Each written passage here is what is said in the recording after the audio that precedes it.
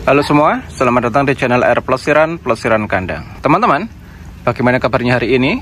Semoga kita semua diberikan kesehatan, kelancaran rezeki, dan ternakan entok kita semakin sehat dan semakin berkembang.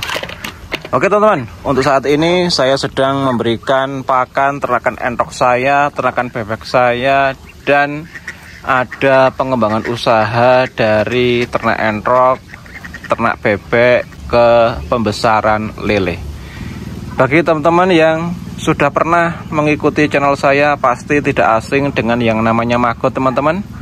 Maggot yang sudah lama, lebih dari hampir 1 tahun saya gunakan untuk menyuplai protein hewani ternakan entok saya.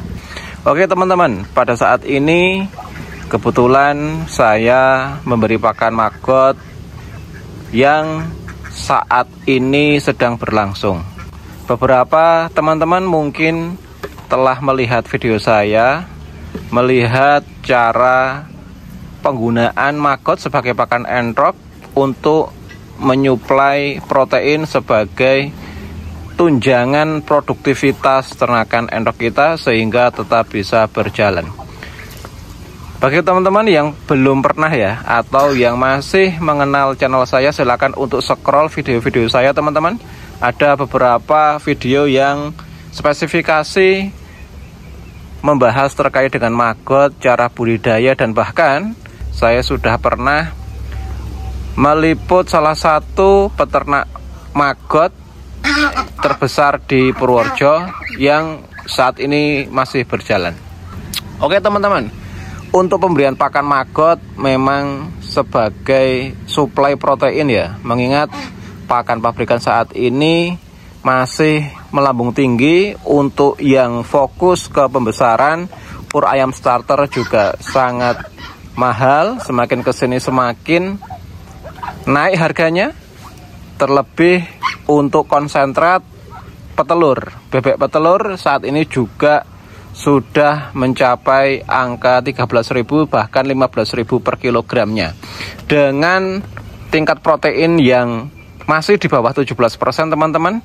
Ini membuat kita para peternak unggas ya, baik untuk bertelur maupun yang proses spesifikasi pedaging, menjadi kendala tersendiri untuk bisa memanfaatkan pakan pabrikan sebagai suplai pakan harian ternakan unggas kita. Tetapi dari beberapa pengalaman saya, yang paling bagus memang menggunakan maggot.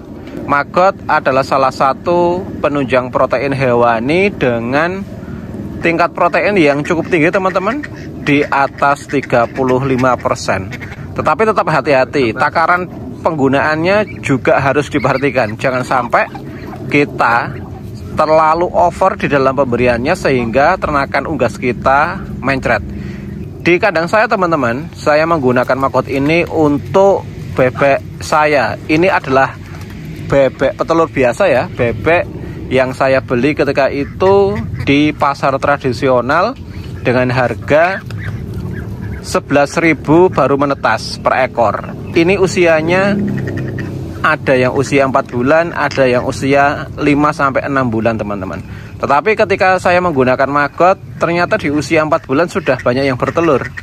Ini menjadi terobosan saya ketika saya awalnya fokus ke entok untuk fokus ke pembibitan menggunakan maggot. Ternyata di entok malah ini menjadikan problem tersendiri. Bagaimana tidak, setelah saya menggunakan maggot dengan takaran yang tidak terlalu penting saya perhatikan ketika itu, ternakan entok saya bertelur sampai 23 butir.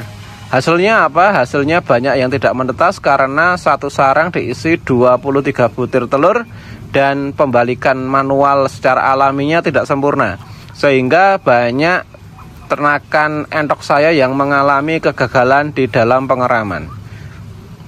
Melihat realita yang ada dan pengalaman pribadi saya dalam beternak entok, otak-atik pakan mulai dari fermentasi, dedaunan maupun hewani seperti maggot yang saat ini saya gunakan, perlu adanya takaran yang penting bagi kita peternak entok, khususnya untuk yang pemula ya.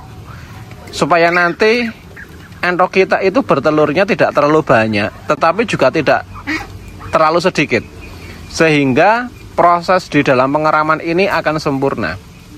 Pengalaman saya, ketika satu petarangan atau satu sarang itu diisi lebih dari 17 butir, pasti dipastikan banyak yang tidak menetas. Idealnya adalah 13-15 butir teman-teman.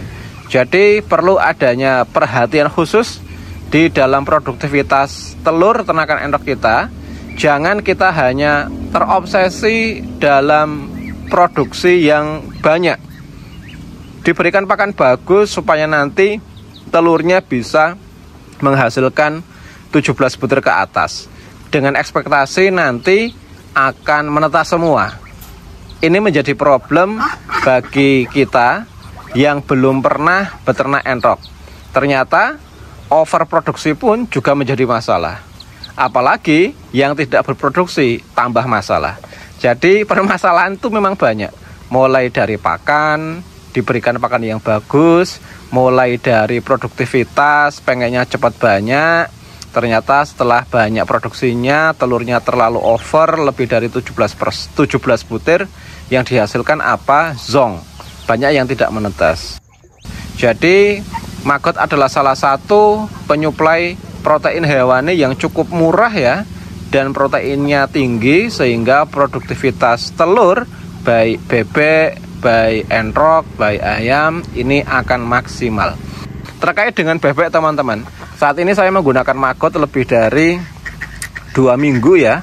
Awalnya fermentasi ketepok pisang, bahkan ketepok pisang yang fresh pun saya berikan.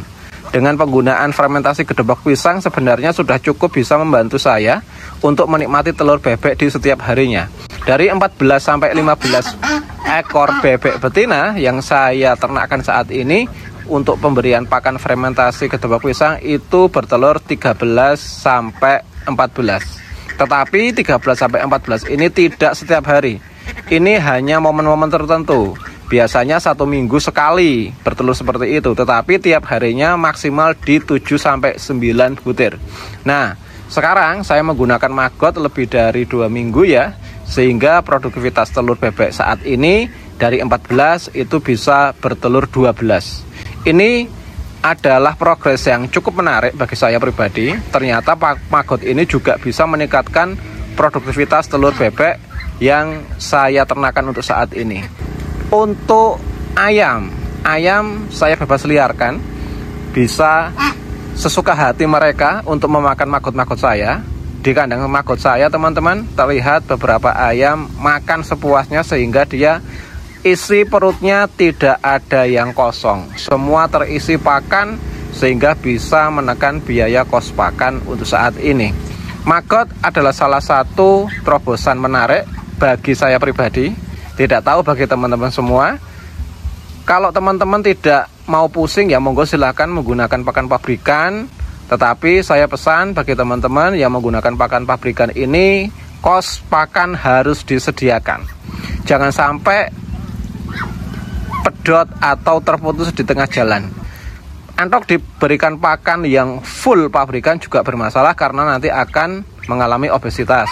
Untuk bebek, ketika diberikan full pakan konsentrat pabrikan, itu juga nanti daya stresnya akan tinggi, sehingga kalau sudah stres untuk bisa bertelur kembali ini agak susah. Tetapi kalau menggunakan maggot saat ini untuk bebek, jujur saya baru pemula untuk melakukan eksperimen maggot sebagai pakan bebek ya. Ini baru berjalan 2 minggu, sehingga untuk tingkat stresnya saya belum paham betul.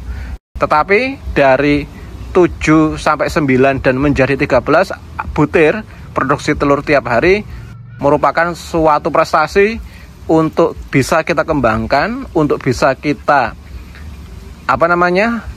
gunakan terus menerus, sehingga produktivitas, kelancaran produksinya tetap lancar. Bagi teman-teman yang memang belum pernah melihat konten saya budidaya maggot, bisa cek di kolom deskripsi, nanti akan saya tempel beberapa link yang terkait dengan maggot, mulai dari budidaya, mulai dari cara perawatannya, dan mulai dari produktivitas saat ini peternak maggot yang fokus mempunyai 120 biopon untuk budidaya maggot saat ini. Teman-teman, saat ini saya juga dari maggot akan mengembangkan ke ternak lele. Terlihat beberapa kolam sedang saya isi air, tetapi untuk hasilnya saya belum pernah. Saya belum pernah merasakan hasil lele menggunakan full pakan maggot. Bagi teman-teman yang sudah pernah melakukan budidaya lele menggunakan pakan maggot full, bisa tulis di kolom komentar ya, sehingga bisa ditiru oleh teman-teman yang lain. Nanti perkembangan lele saya yang saya beri pakan maggot akan saya informasikan melalui channel ini teman-teman, sehingga teman-teman bisa mempunyai gambarnya utuh terkait dengan budidaya entok, budidaya bebek maupun budidaya lele hanya menggunakan satu pakan berprotein tinggi, yaitu menggunakan maggot. Bagi teman-teman yang kesusahan ingin mencoba budidaya maggot tetapi tidak mempunyai akses di dalam mendapatkan telur, monggo silakan untuk cek di kolom deskripsi, ada nomor saya pribadi, monggo silakan WA. Nanti akan saya supply telur maggot ke teman-teman semua dengan harga yang lebih kompetitif. Mungkin hanya itu yang dapat kami sampaikan teman-teman, informasi pengembangan satu pakan untuk beberapa jenis usaha unggas, sehingga produktivitasnya bisa lancar dan keuntungan kita bisa dapat dengan maksimal. Sampai jumpa di video selanjutnya hanya di channel R Plesiran Kandang.